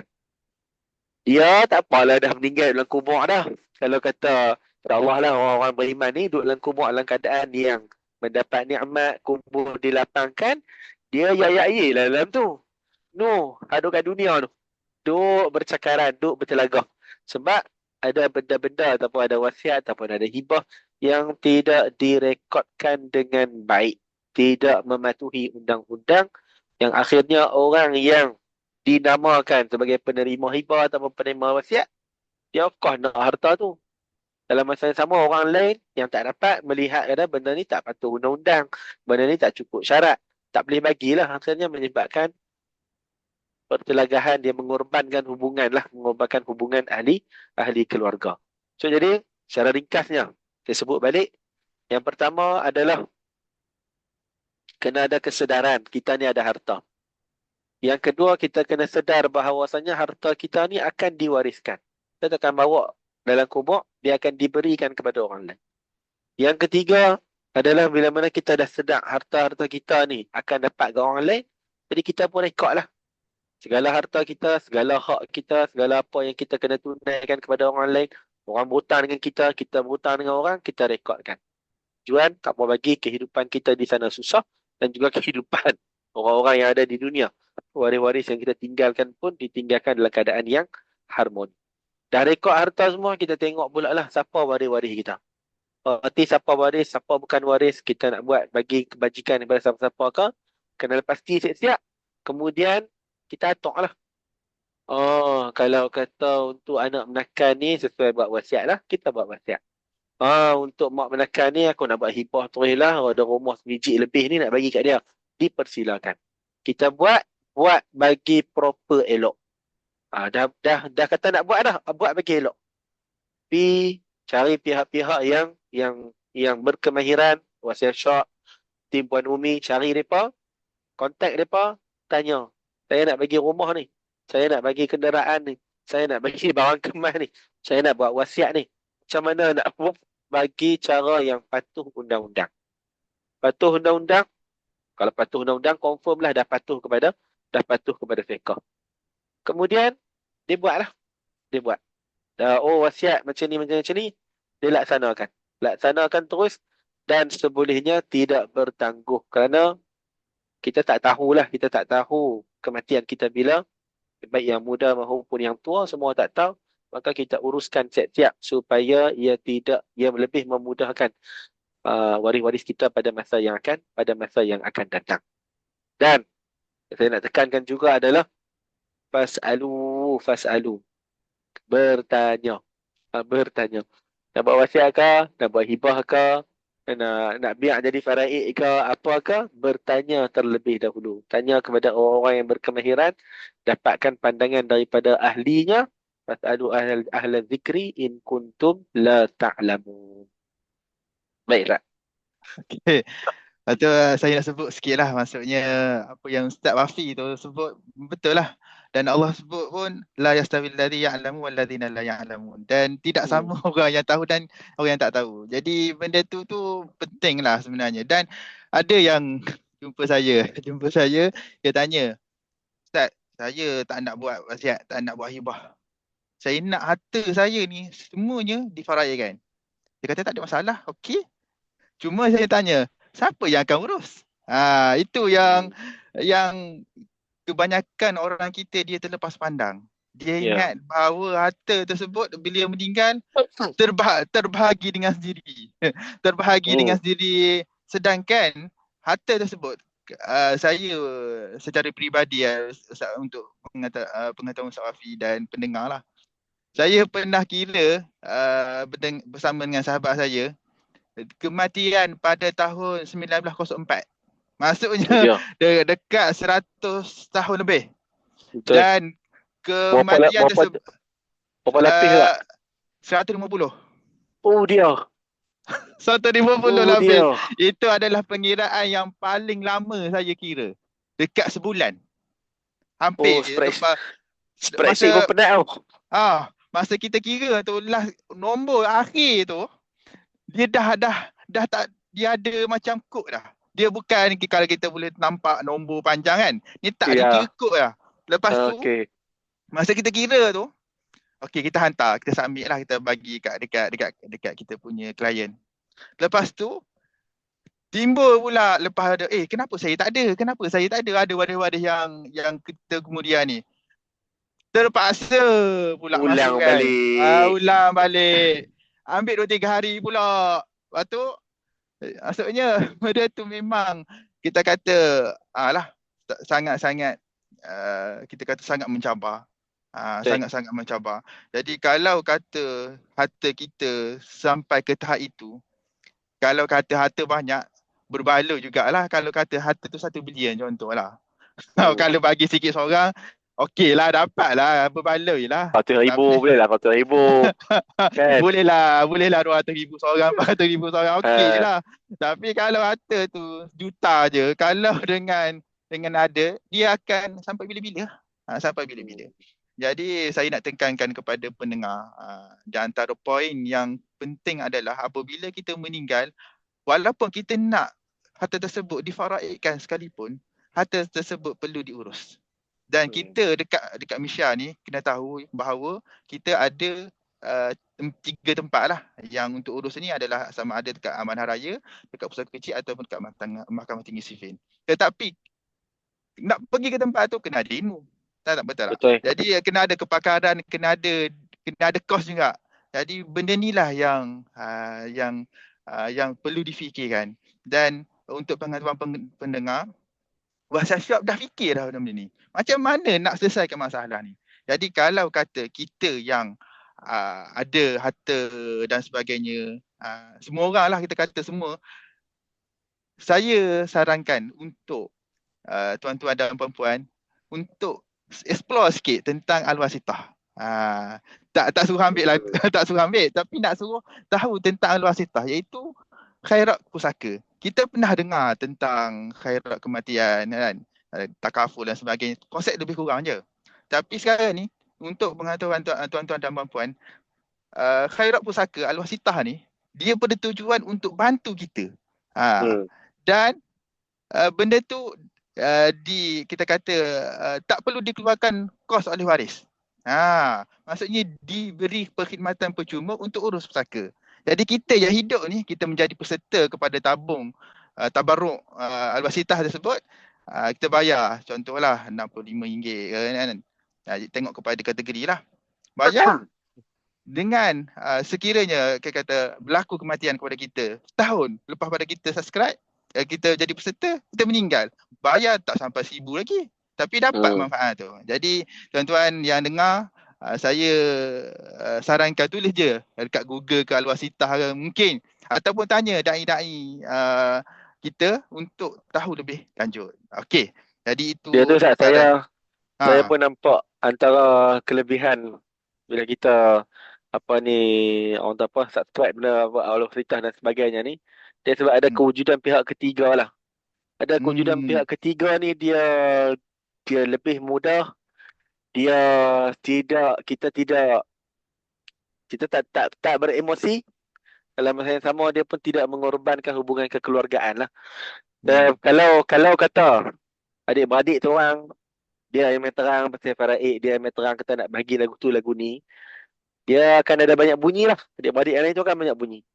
Tapi setakat sikit lah kita duk tolong konsult pi bila nama kematian kita jumpa. Bila kita orang luar, kita pihak ketiga, syarikat amanah dan sebagainya, kita pihak ketiga, kita tak ada sebarang kepentingan, dia pun lebih mudah menerima. Dengar, oh macam ni, macam ni. Oh, okey, okey, okey. Oh, okey, okey, okey, okey. So, hmm. itulah nak urus semua tu, nak kumpul dokumen. Kadang-kadang kumpul dokumen pun kata kat abang dia tu nak bolot harta. Padahal abang tu nak tolong urus. Tapi kalau Hmm. pihak ketiga yang uruskan, maka hubungan kekeluargaan tu dia lebih harmoni dalam masa yang sama. Poket pun tak nipis sangat lah. Itulah. Iyalah, itulah. Dan untuk pengetahuan semualah, dalam Al-Wasitah tu sendiri, ada diberikan dokumen percuma. Antaranya dokumen pelantikan wasi. Yang Ustaz Rafi tak ada sebut lagi. Pelantikan wasi ni adalah kita lantik orang yang kita percaya untuk kita uruskan harta pusaka. Dan kita ada juga wasiat 1/3. Jadi benda-benda macam ni dapat percuma dalam Al-Wasitah. Mungkin kalau nak explore, kena kena pergi detail lah. Okey. Ya. Seterusnya Ustaz Wafi, dan kita kata berkaitan dengan kita kata tindakan daripada pihak waris dan sebagainya, tahu dan perlu kepada tindakan. Okey, jadi sekarang ni kita nak galakkan. Okey, sekarang ni adalah tindakan kepada waris-waris. Jadi mungkin Ustaz Wafi sebagai kita kata akhir-akhir untuk kita punya bicara pada hari ini, tindakan waris sendiri, apa yang mereka dapat sekiranya mereka ikut apa yang Allah gariskan ataupun apa-apa yang digariskan oleh undang-undang dan sebagainya, supaya apa yang dimiliki oleh pemilik harta kita sendiri dapat mengalir kepada keturunan kita, kepada waris kita dengan baik. Kita tak nak isu konflik dalam keluarga apa semua disebabkan tidak faham. Sedangkan kalau kata kita tengok dari segi kelebihan wasiat tu sendiri, kelebihan faraid tu sendiri, kelebihan hibah tu sendiri, sebenarnya semuanya melengkapi satu sama lain. Jadi Ustaz Wafi boleh terangkan tindakan daripada pihak waris tadi, pemilik harta sekarang ni, kepada waris-waris supaya mereka tahu kelebihan mereka sebagai waris itu sendiri. Okey, boleh Ustaz Wafi jelaskan sikit? Okey, baik. So jadi kita kata daripada sudut waris-waris yang akan menerima harta, dia sama jugalah. Asasnya adalah kena ada ilmu. Asasnya kena ada ilmu. Kalau kata seseorang, kita katalah si mati meninggal, maka kewajipan waris yang mana kita maklum, nak kena uruskan hak si mati dululah. Uruskan hak si mati dulu. Kita pengurusan kematian dia, uh, walaupun lah ni sebab saya rasa kebanyakan tempat dah ada khairat kematian, sudah cover dah, tapi tak nafi juga ada sebahagian tempat lagi tak ada, kampung-kampung dan sebagainya. So jadi boleh gunakan harta yang si mati tinggalkan untuk pengurusan jenazah. Selesai yang tu, kita ikut tertib dia lah, lepas tu kita bayarlah hutang-hutang si mati, hutang dengan Allah Subhanahu Wa Taala, hutang dengan makhluk. Banyak lagu mana pun kena selesaikan lah. Saya jumpa satu kes tak mau banyak hutang dulu. Saya hutang banyak sangat. So nak ambil dulu. Bahagi dulu duit tu. Nanti ada masa kita bayar. Saya bersepuh. Saya kata tak boleh. Tak boleh. Kena bayar dulu. Cash tak banyak. Cash ada lebih kurang dalam 60,000. Tapi sebab ada hutang tertunggak dan sebagainya. Hutang duit bendang semua. Duit traktor semua. Sampai orang nampak. adalah kat 40,000. Jadi daripada 60 tinggal 40. Maka waris-waris ni ada sebahagian kata lah ni macam ni lah. Kita ambil dulu. Kita ambil dulu. Lepas tu nanti kita bayar ah. Kita ada duit lebih sikit kita bayar pelan-pelan. Dia tak boleh. Selesai dulu harta hak asing mati. Bayar dulu hutang dia. Nanti hak kemudian tu insya-Allah lah. Kita doa lah moga-moga Allah Taala luaskan rezeki waris-waris tu. Tapi itulah asas dia ilmu lah. Asas dia adalah ilmu. Dan lepas ada ilmu dia kena beramal lah. Baik. Kemudian lepas berkata dah selesaikan yang tu, maka diuruskan pula lah. Kalau kata ada tuntutan atas pencarian dan sebagainya, diuruskan. Kalau kata ada, lepas tu wasiat-wasiat semua diuruskan, kemudian barulah akan difaraidkan. Ketika tu lah barulah akan difaraidkan. Dan masa faraid ni, iaitu faraid ni dia tak boleh lari lah daripada ahli-ahli waris, dia kena bermuafakat. Kita nak bedok, kita nak bahagi sebiji macam yang kita tengok ada, oh kawan ni dapat 7/18, kawan ni dapat sekian berapa per 18. Payahlah, payah. Mau tak mau kena ada juga kita kata bertolak ansur, nak kena ada muafakat. Dan muafakat tu dia akan terlahir daripada kita kata kesedaran lah, kesedaran. Dia sebahagian ahli waris ni dia beranggapan kata dia yang paling berhak untuk mengatur. Ayah meninggal, mak tu lah. Mak kata kita atok macam ni. Mak jadi kepala, kita atok lagu ni. Mak meninggal, ayah pula jadi kepala. Ayah kata kita atok lagu ni. Mak ayah tak ada, abang hak sulung pula nak atok sekian. Maka kena ada kesedaran bahawasanya Allah Ta'ala dah susun dah, para fuqaha dah jelaskan dah, ada turutan-turutan yang kita sebagai waris kena ikut. Dan bila mana dah selesai apa yang kita uruskan, bila masuk bahagian faraid, maka setiap orang ada bahagian masing-masing yang telah ditentukan oleh Allah Subhanahu Wa Taala. Lepas tu kita nak bincang. Kita bahagi dulu, atok dulu, abang dapat banyak ni, kakak dapat banyak ni, adik dapat banyak ni, mak dapat banyak ni. Dah atok yang tu, kemudian barulah kita bincang. Bincang tu lah nak betul-betul ansur tu. Adik kata, bang aku dapat banyak ni je, tapi anak aku ramai. Boleh tak bagi lebih sikit kat aku? Ada abang pun, adalah sikap rahmah sikit pada adik. Tak apalah, hang dapat sikit, aku bagilah bahagian aku sikit kepada hang.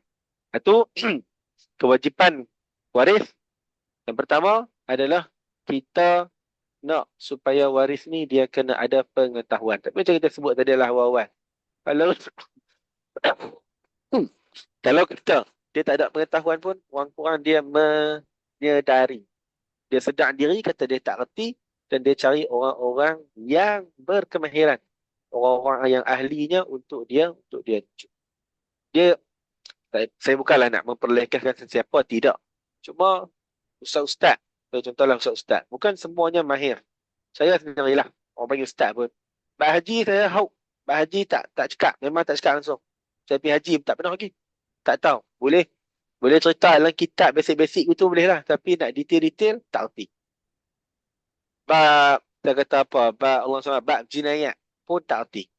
Maka, ustaz pun, dia ada orang yang dia berkemahiran dalam bab ibadah, dia kurang sikit bab muamalat. Ada yang lebih bab muamalat, kurang sikit bab ibadah.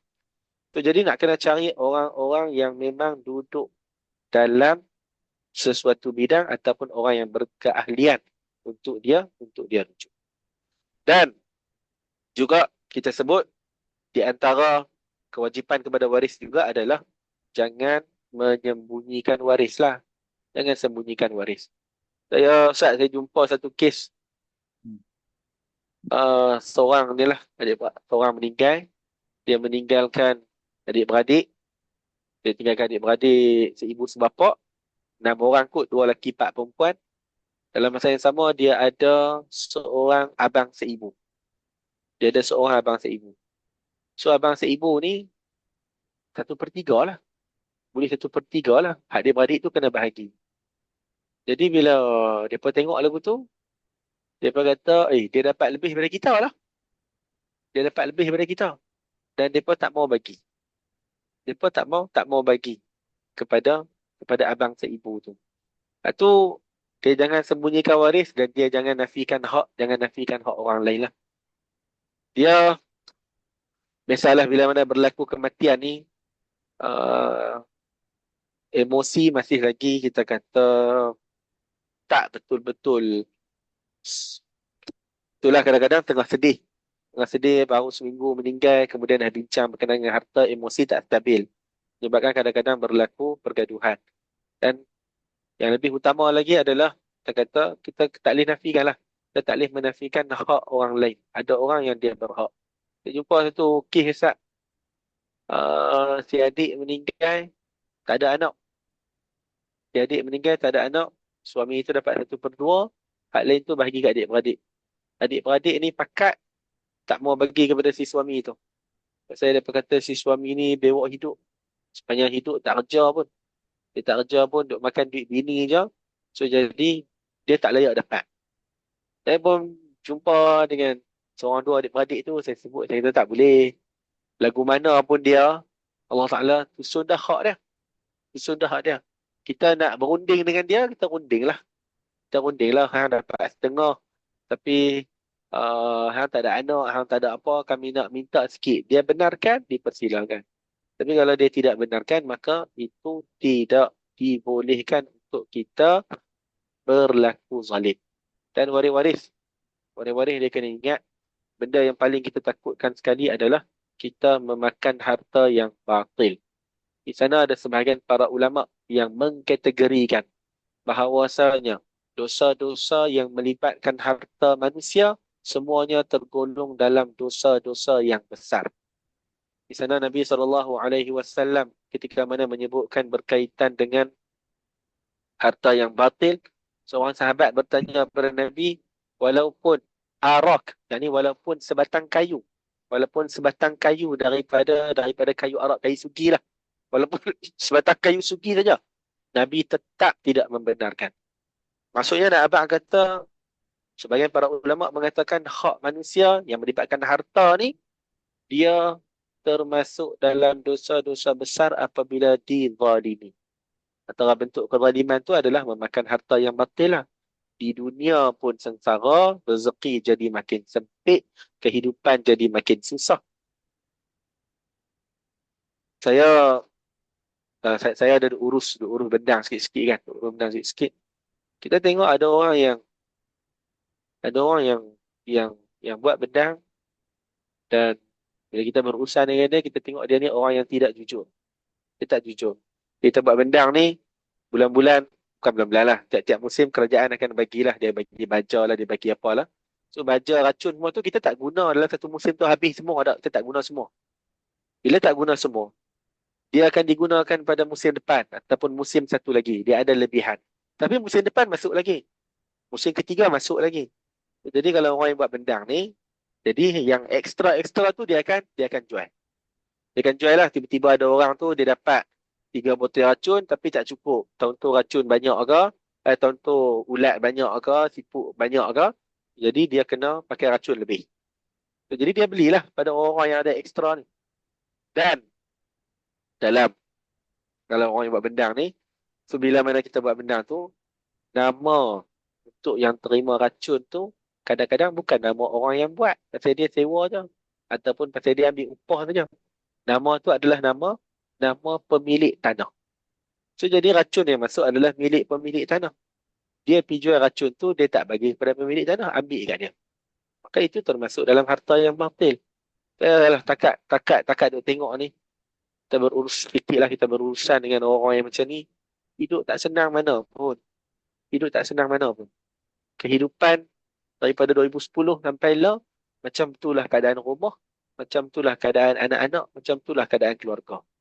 Dia dapat banyak harta, dia lah dapat sumber-sumber yang kalah ni, kat dunia pun susah, dekat akhirat patah lagi lah. Dia makan harta yang batil, secara umum dia berhutang dengan orang. Nafsul mu'min mu'allaqatun bidainihi. Jiwa orang yang beriman ni, dia tergantung dengan sebab hutang dia. Tergantung macam mana? Sebagian para ulama mengatakan dia akan kena sekat daripada masuk ke dalam syurga pada round yang pertama. Allah Ta'ala ada golongan, Allah Ta'ala akan memasukkan ada golongan yang tertentu masuk ke dalam syurga tanpa hisap. Ni round pertama lah. Dia pandai masuk terus. Yang tak boleh masuk tu, dia akan ada hisap lah sesama manusia. Sebelum hisap dengan Allah Ta'ala, hisap sesama makhluk. Maka ketika tu, orang-orang yang berhutang ni, ataupun orang-orang yang makan harta batil, dia kena bayar lah. Dia kena bayar segala harta-harta yang dia telah ambil secara jalan yang salah ataupun dia makan harta yang batil. Dan yang tu yang kita paling takut lah. Itu yang kita paling bimbang sebab kalau kata dah kita makan harta orang secara batil, bayar di sana di akhirat nanti, dia punya currency waktu tu dosa dan pahala lah. Tak banyak ringgit dah. Dosa pahala. Ada pahala, bagi pahala, tak ada pahala, ambil dah seorang. Lepas tu barulah nak pergi beradak depan Allah Ta'ala, nak kena mizan. Dan kalau pahala pun bagi kat orang, dosa orang tu ambil, maka nak berat yang mana? Lepas tu, kita muhasabahlah diri kita. Moga-moga dengan keberkatan Ramadan ni, Allah Subhanahu Wa Ta'ala memberikan kepada kita taufik untuk kita membebaskan diri kita daripada segala harta-harta yang batil. Kalau yang kita tidak sedari itu, moga-moga Allah Ta'ala ampunkan kita. Dan kita minta jugalah, moga-moga Allah Ta'ala bagi, sampaikan pengetahuan tentang apa yang kita tak tahu tu, agar kita bebas daripada harta-harta yang batil tersebut. Wallahu a'lam. Okey, terima kasih Ustaz. Oh, jelas lah. Alhamdulillah. Dan saya apabila Ustaz cerita tadi kisah-kisah kan, real dan saya sendiri pun ada cerita hampir sama dengan cerita Ustaz Afi, di mana ada seorang ni dia anak saudara kepada arwah ni, dan arwah ni dia meninggal selepas diceraikan, tapi cerai tu dalam tempoh iddah. Okey. Jadi apabila cerai dalam tempoh iddah dan sejarah arwah ni, dia meninggal tu dalam keadaan kita kata kisah dia menyedihkan lah. Mungkin disebabkan kena dera dan sebagainya, dan berjaya lah selepas beberapa tahun berjaya minta fasah perkahwinan tu. Tetapi yang menjadi isunya apabila dia meninggal dalam tempoh iddah, dan dia sendiri pun tak ada anak. Jadi apabila tak ada anak, bahagian suami tu 1/2 banyak, dan baki tu akan pergi kepada adik-beradik. Jadi isu ni lebih kurang lah yang Ustaz Afiq cerita tadi, dia timbul isu di mana harta tersebut dapat dekat suami yang bukan setakat bawa hidup lah. Dia bahkan dia memudaratkan arwah ni. Ya, jadi keluarga dia tak setujulah. Kenapa meninggal pun dah dapat lagi. Maksudnya dapat separuh daripada harta. Jadi apabila jemput saya untuk bagi pencerahan lah kepada keluarga arwah ni, panggil semua. Saya kata panggil semua, dan yang menariknya bukan panggil depan-depan, panggil secara online. Dan saya bagi tahu kepada anak saudara arwah ni, saya tak jamin sebenarnya sebab dia orang luar lah, bukan orang Kelantan. Jadi orang luar, jadi memang tak dapat untuk bersemuka. Tapi kita panggil dalam online. Apabila saya bagi pencerahan apa semua lah sekali kan, pengakhiran yang saya tak jangka. Suami tadi yang kalau ikutkan pembahagian tu, harta dekat 1 juta, suami dapat 500,000. Tindakan suami dia selepas daripada pencerahan tersebut, Ustaz Afiq dia rasa buat apa dengan 500,000 tu? Dia enjoy lah. Tak. 500,000 tu dia sedekah semua dekat masjid. Masya Allah. Saya lepas pada cerita tu, dia kata dia tak nak ambil satu pun, dan dia kata dia nak tebus kesalahan dia dengan arwah. Jadi harta arwah tu dia sedekahkan dengan harapan mungkin pahala dapat dekat arwah dan sebagainya. Dan saya dengar 500,000 bagi, maksudnya dia tak ambil pun. Jadi saya macam saya terharu lah, maksudnya cerita tu 50 ringgit nak sedekah masjid pun ketak tangan tak? Ni 500,000. Dan adik-beradik apabila tindakan suami dia buat macam tu, semua jadi harmoni. Jadi semuanya jadi macam kita kata uh, tak ada isu lah. Jadi saya sebagai orang yang berada dalam bidang, apabila dapat berita macam tu, saya macam ya Allah sujud syukur. Sebab apa? Sebab kita nak mendamaikan orang yang kita kata dalam konflik, dan dalam sama dia tak puas hati. Sebab yalah, dapat dekat suami separuh daripada harta pusaka. Tiba-tiba apa panggil, terpaksa hadap antara dua situasi, jadilah dapat separuh dengan tak puas hati dengan waris. Jadi apabila waris suami tersebut kita kata menginfakkan, mewakafkan semua harta yang didapat tu, saya rasa itu adalah satu jalan yang sangat-sangat harmoni. Dan saya mendoakanlah suami dia lah, semoga Allah ampunkan segala kesilapan dia sepanjang mana dia ada konflik dengan isteri dia tu. Kita tak tahulah cerita lebih detail, cumanya saya fahamlah dia kita kata sedikit sebanyak tu adalah silapnya, tapi dengan kebaikan yang dia buat ni, moga-moga dia jumpa depan Allah Ta'ala ada kebaikan yang besar, insya-Allah. Jadi sekarang dah 10.38 dan saya sendiri pun tak nak panjangkan, dan saya nak minta Ustaz Wafi gulung kita punya perbincangan pada hari ini. Apa panggil kesimpulan, apa sebenarnya matlamat akhir untuk kita merancang ni, supaya kita dapat apa sebenarnya. Jadi mungkin Ustaz Wafi boleh kita kata boleh simpulkan dan kita tutuplah majlis kita pada hari ini. Ustaz Afi tak dengar, tak bunyi. Baik, saya tutup dengan sebuah hadis Nabi SAW. Nabi sebut dalam hadis riwayat Tirmizi, Nabi kata, la tazulu qadama 'abdin hatta yus'ala an arba'. Nabi kata dalam sebuah hadis, Nabi kata uh, tidak akan berganjak dua kaki, la tazulu qadama 'abdin, tidak akan berganjak dua kaki anak Adam hatta yus'ala an arba', sehinggalah dia akan ditanya tentang 4 perkara. Yakni kita maklumlah, ditanyakan tentang ilmu dia, ditanyakan tentang tubuh badan dia. Dan yang kita nak tekankan di sini adalah perkara ketiga yang Nabi sebutkan. Nabi kata, wa'an malihi. Dia akan ditanya tentang harta dia. Tanya apa ni? Dalam sebahagian riwayat yang kita sebut tadi, riwayat Tirmizi, Nabi SAW menyebutkan dia akan ditanya, wa'an malihi min aina iktasabah. Dapat daripada mana? Wa fi ma anfaqah, dan guna buat apa? Dan dia guna buat apa? Maka Allah SWT dalam kita perwarisan ni, kita sebutkan tadi adalah kita kena ada kesedaran, kita kena ada ilmu, kita kena cantas, kita kena buang kejahilan dengan kita bertanya ataupun dengan kita menuntut ilmu. Tujuannya adalah untuk kita tidak disoal oleh Allah SWT. Ada orang, dia ada harta, tetapi dia membiarkan harta itu sia-sia. Adik-beradik, disebabkan berlaku pergaduhan, rumah pusaka dibiarkan sahaja. Siapa pun tak cara. Sampai akhirnya jadi, tak tahulah tempat tinggal jin ke, tempat tinggal binatang ke, tak tahu.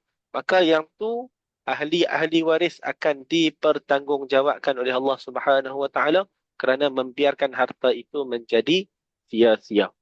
Maka kita dalam perbincangan kita pada hari ini berkaitan dengan wasiat, berkaitan dengan hibah, tujuan kita adalah nak memastikan agar harta yang Allah SWT kurniakan kepada kita sebagai amanah ni, kita tunaikan amanah itu. Kita tunaikan kewajipan dia, mana Allah SWT telah gariskan berdasarkan kepada apa yang ulama telah bincangkan.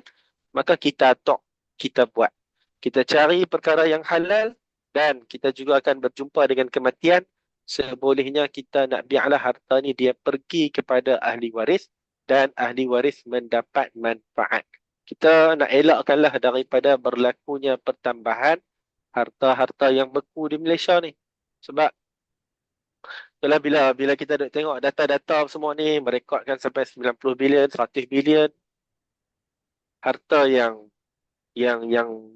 beku, kata-katalah separuh tu umat Islam punya 50 bilion. Kita bayangkanlah 50 bilion tu boleh buat apa untuk masyarakat umat Islam. Nak bina hospital, tengok mereka buat naik taraf satu hospital berdekatan dengan Kedah ni, 180 juta, 200 juta lah.